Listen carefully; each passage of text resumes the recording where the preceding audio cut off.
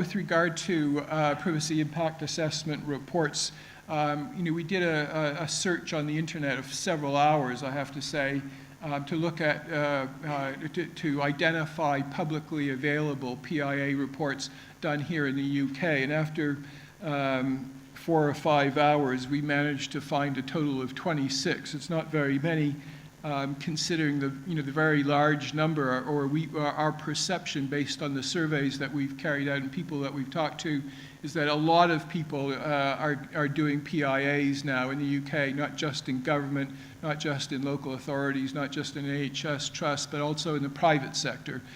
So I think PIA is generally very well established, very well rooted in the UK, and there's no question that the reason that's the case is because of the PIA handbook produced by the ICO, which was the very first PIA methodology in Europe.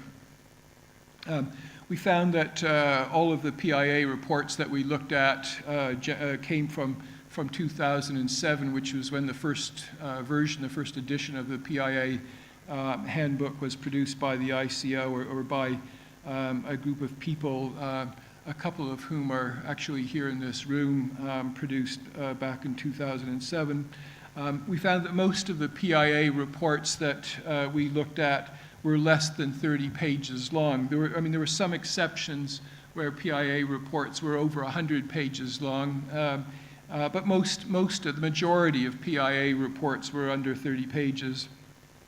Almost all of them acknowledge the ICO handbook, which I think must be gratifying for the ICO. Almost all of the PIA reports were produced by people within the organization, which I think is as it should be. I mean, organizations can certainly contract out to external consultants like me to do PIAs for them, but in reality, it's best for the organization to develop its own expertise with regard to PIA. I mean, organizations should develop the capability to do PIAs themselves. Also, which I think is a good feature, I mean, following the advice in the PIA handbook, we found that virtually all of the PIAs were undertaken before the technology or the service or the system or whatever it was actually established. So, the advice from the ICO PIA handbook was that you should do a PIA when there's still a chance to influence the outcome, and generally we found from our survey that was the case.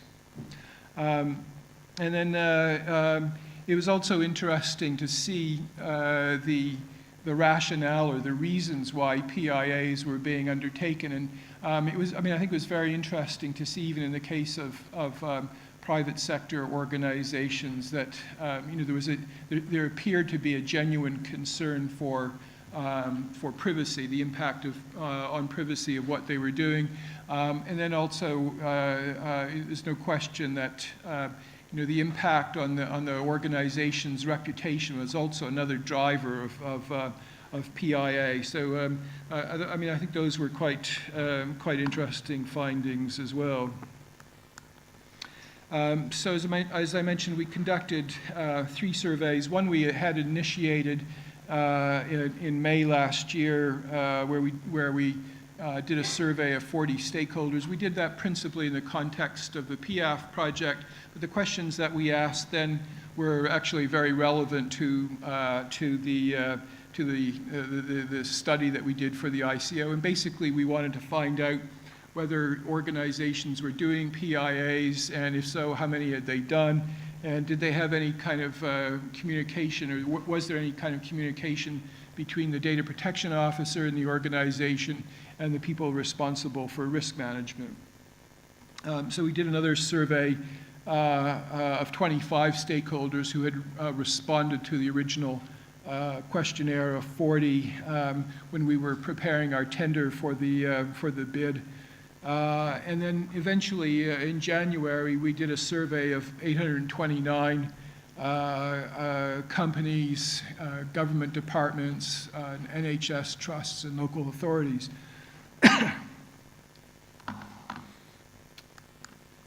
This slide shows some of the main findings from the survey. It's very interesting to see, as I mentioned a few minutes ago, that there seemed to be a very high percentage of organizations that are actually doing PIAs in the UK. And we found more than 2/3 of organizations were doing so. I mean, since our survey was only 829, and out of those 829 questionnaires we sent out, we had about 150 responses. So, I wouldn't pretend that it was representative, but still it was a very good indicator of what's going on in the UK. I mean, it's a good indicator that people are treating privacy impact assessment seriously.